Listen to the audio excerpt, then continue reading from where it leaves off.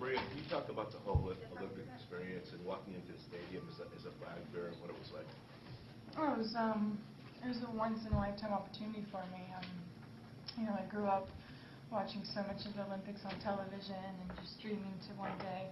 I'd already started playing tennis, so I had, tennis wasn't so big in Russia back then, but I had hoped that one day I would be participating in it. And I never dreamed that I would be carrying the flag for my country, so that was, just a very pleasant surprise that to get that honor. I was the first female, so it meant a lot. I've supported my country for many years, and it was just a really proud moment. And it was a really hectic week. We played so much tennis, so I think now it's actually nice to look back because every day they would ask how the experience is, and I think we're just so focused on what we wanted to do and what we wanted to achieve and being part of the whole Olympic hoopla that it's been nice to step back and think how amazing it was.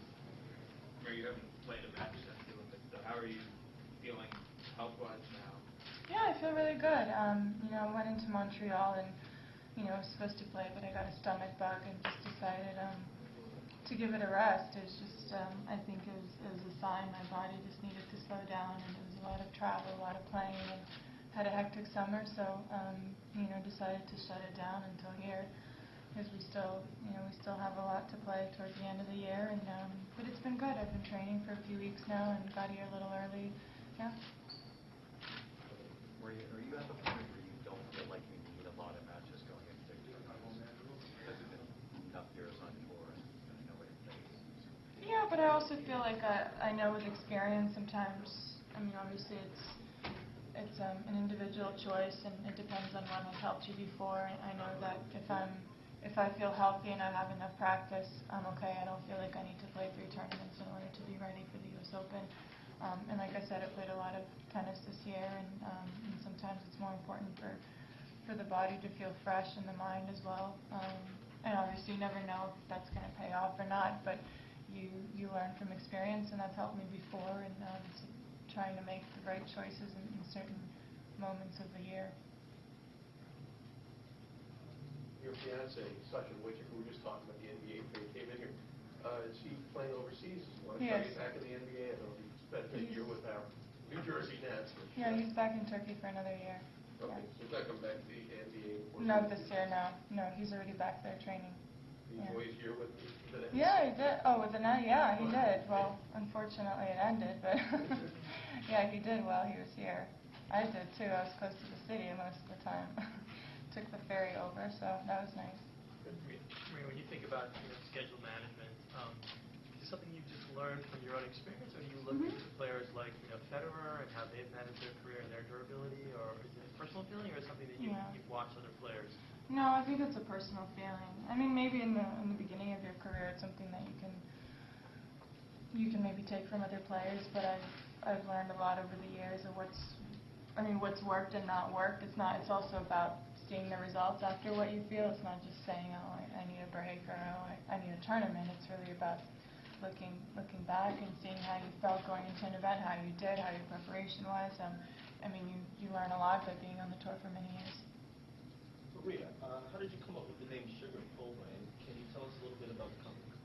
Well, I can't take credit for coming up with the name. It actually I was having a meeting with my manager who had met with Jeff Rubin, who's pretty influential in the candy business, and they had started talking about it, and originally it was something that I was going to be a part of, and then I thought, it's not something I wanted to be a part of. I really wanted to own this, and I guess I can say it started because I've been a part of so many little things in my career, been a part of collaborations and collections, and I came to a point where I really wanted to invest my own money into something, make all the final decisions, even though I was always, I was influential in the things that I did. I never just put my name on something, but at the end of the day, I wanted to be 100% owned by me, and that's how the name came about, and then I thought it was really funny and young and full of energy, and then I put candy together, and God knows how much candy I eat and how much food I eat, and yeah, it's just something that I wanted to start from scratch, and it took 2 years since the idea came out. 18 months feels feels like 2 years. Is it a logo necklace or what? It is. Actually, the ad agency gave that to me as a present. They're the ones that came out with the lips and all the different logos. Maria, Kim Clijsters was in here about an hour ago. Can you tell us what she meant to the tour? Obviously, this is her Yeah. last event.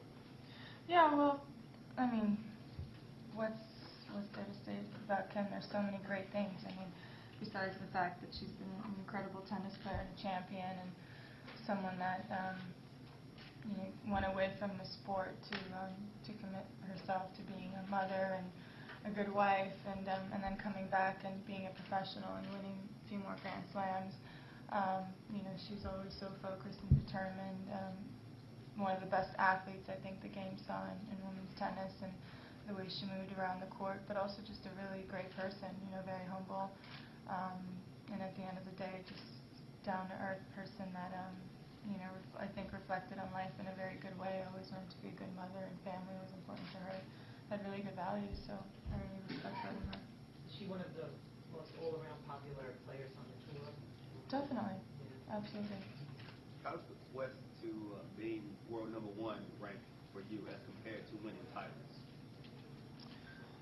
It's a different feeling because the ranking system comes out every week on every Monday, whereas winning, you mean Grand Slams, the #1. Whereas winning a Grand Slam, it's a moment. It's you get a match point. It's that you actually have to. Of course, you have to work for both, but in the Grand Slam, you have to work every single point to get to the last point, and you get to celebrate that moment of victory. Whereas #1, of course, it's that number that everyone, from the junior days to when you're working up, that's the number you really want to get to. Stay there, and it's probably the toughest thing. So it's a very different feeling, but both are incredible achievements. Maria, is everything this year not gravy because you won Roland Garros? Excuse me?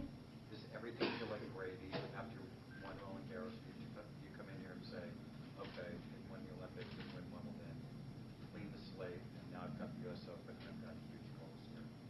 Yeah, I've had an incredible year so far. Obviously, winning the French was very meaningful to me, and it was just one that I really wanted to get and to be part of my career whenever I would end it. And yeah, getting silver, being first time as an Olympian, going out there, getting silver, that was a great moment. And of course, this is the last big one. This is kind of where you have to put all your energy, and even though it's not the last tournament of the year, you feel like this is where you can put all the work and the effort into this one big event. It's very meaningful, it's big, it's New York City. There's no reason why you shouldn't perform your best here. What kind of products does Sharapova make? Are you trying to compete with Nestle's, and kind of intrigued by this? No, it's mostly gummy bears. There's gum balls, which are sold out now. And my friend wanted to put a consumer complaint. I said, you can't do that. That's obnoxious. You're my friend. And one licorice. And it's only 12 flavors to begin with. Hopefully it will expand. I hope it does. I do hope it goes into chocolate and caramels and all that, but for my body, I really hope not. Dennis may not like the product. Do you want to stay boutique with this, or are you looking to be in every 7-Eleven in America? Not yet. I'm very selective in where I want to see this. Our first meeting with Henry Bendels, we came in, we pitched it, and the owner was so into it, was just so passionate. He said, we're doing this before the US Open, we're carrying it. And when they put their first order in, I almost fell off my bed. It's just, when you work on something, you treat it as your own little baby, and when someone comes in, someone like Henry Bendels, and just believes in it, and it's selling at sugar stores around the world, in 60 stores. So, it's not international yet. Next year it will be. It's all a process, but it's been successful from the start so far. It's only been out a week, so we'll see. We'll see where it goes. Moving up to Candy for a second. Yes. Which major is the toughest? Which major in general? Well, they're so different. You can't compare them. I think for everyone it's different. Depends what they like to play on and what surface suits them. In terms of atmosphere, distractions. Yeah, well, I always, as a junior, when I came to New York, I always thought that this would be the toughest to win. I mean, its energy is amazing, but it's almost, in the beginning, it's certainly overwhelming. I mean, my experience has helped me a lot because from feeling like I was very small in a very huge city with so much energy, I really embraced it over the years, and I come into New York and I absolutely love it with all its craziness and the fans and the late night matches. You get used to it, but everyone is different, like French Open was always the toughest one for me to win. I mean, physically it was always challenging, but I never gave up with that one, so. Last couple in English. Could you see retiring at 29, Maria?